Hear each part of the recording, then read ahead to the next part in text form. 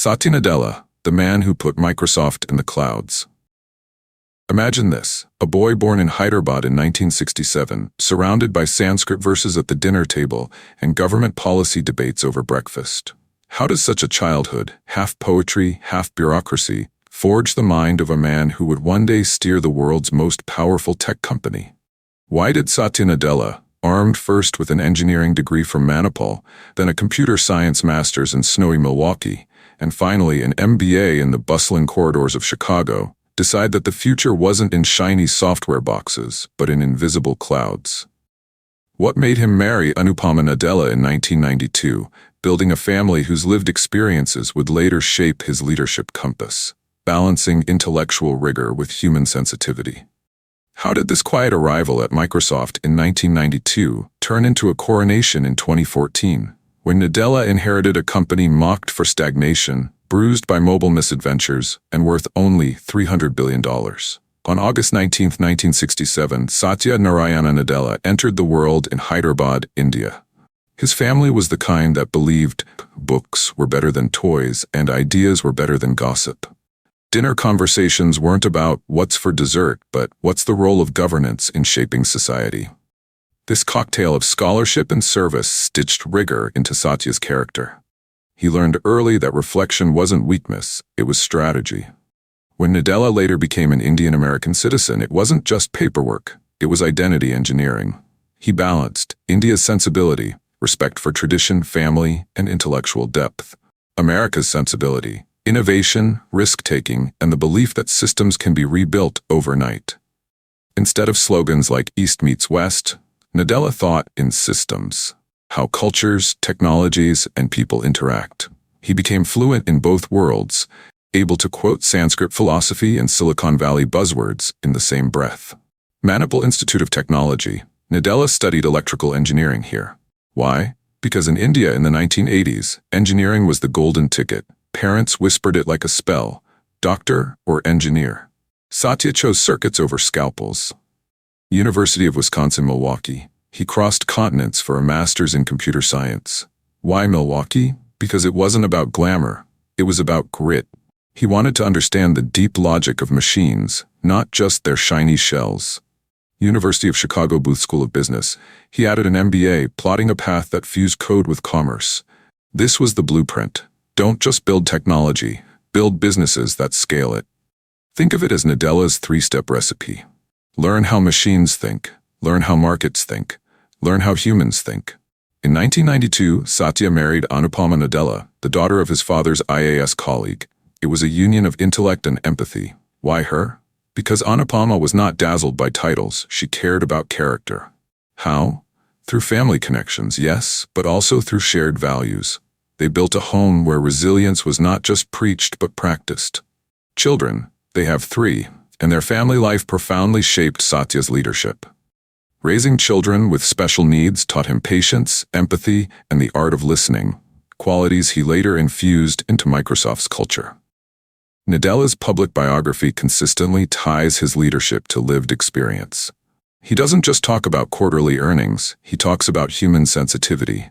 Intellectual rigor, he can debate cloud architecture with engineers until sunrise. Human sensitivity, he can pause to ask, how does this decision affect people's lives? This balance became his anchor. Under intense market pressure, shareholders demanding speed, competitors breathing down his neck, he leaned on values. His mantra, be a learn-it-all, not a know-it-all. It wasn't just a catchy line, it was a survival strategy. In a world where tech giants often collapse under arrogance, Nadella built Microsoft's renaissance on humility and curiosity. It was 1992, and Microsoft was already the emperor of desktop software. Windows was everywhere, Office was printing money, and Bill Gates was the oracle of the digital age. Into this empire walked a young engineer from Hyderabad, Satya Nadella. Not with a sword, but with the conviction that the future wasn't in shiny product boxes stacked at Best Buy.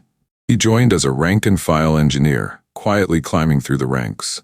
While others obsessed over shrink-wrapped CDs, Nadella whispered a different prophecy.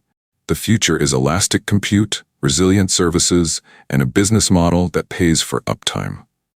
Translation: stop selling boxes, start selling clouds. By the time he became executive vice president of cloud and enterprise, he was steering the engine room, the place where Microsoft's next act would be forged.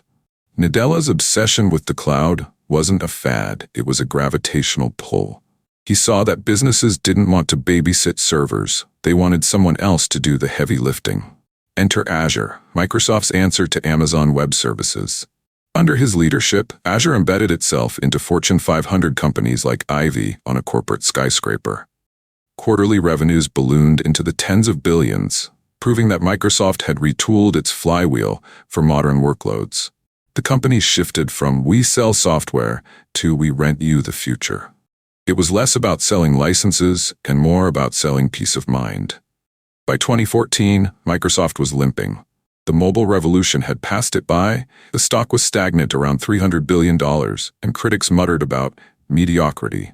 Steve Ballmer, famous for his sweaty stage performances, stepped down. Enter Nadella, chosen as CEO. His first moves were paradoxical, humility married to ambition. He told employees to stop being know-it-alls and start being learn-it-alls. It was a cultural reset disguised as a pep talk. His strategy: make Microsoft a cloud-powered company, rebuild morale by teaching engineers curiosity instead of arrogance. Whisper to Wall Street, we're not dead yet. Microsoft had long worshipped its own walled garden. Windows was the temple, and outsiders were heretics. Nadella smashed that altar. He greenlit Office for iOS and Android, shocking purists who thought it would dilute Windows. His gospel was simple: ubiquity beats purity. It wasn't romance, it was reach. Suddenly, Microsoft software was everywhere, even on devices that didn't love it back. The user base exploded, proving that sometimes you have to hug your enemies to win the war. 10 years later, the scoreboard was unrecognizable. Market cap soared from $300 billion to over $3 trillion, overtaking Apple.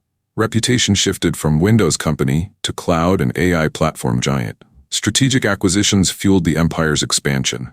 The crown jewel, LinkedIn, 2016. Nadella spent $26.2 billion to buy the professional graph of the world. Critics scoffed, but the integration became a durable revenue engine, extending Microsoft's reach into identity, hiring, and workplace engagement. By 2021, Nadella wasn't just CEO, he became chairman, consolidating authority at the exact moment cloud, collaboration, and AI converged into a single competitive front. Reputational risks: embracing competitors' platforms made purists nervous. Operational risks: re-architecting revenue toward services meant abandoning old cash cows.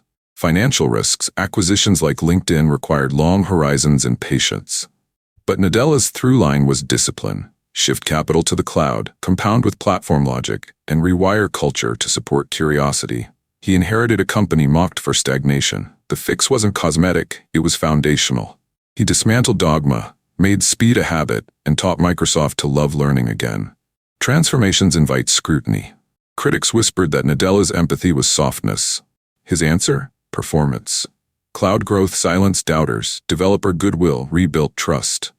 Enterprise renewals showed that kindness and competence can share a P&L. He proved that empathy wasn't a weakness, it was a competitive advantage.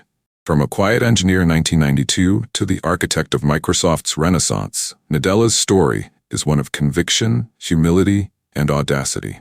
Please subscribe to our channel for more intriguing stories.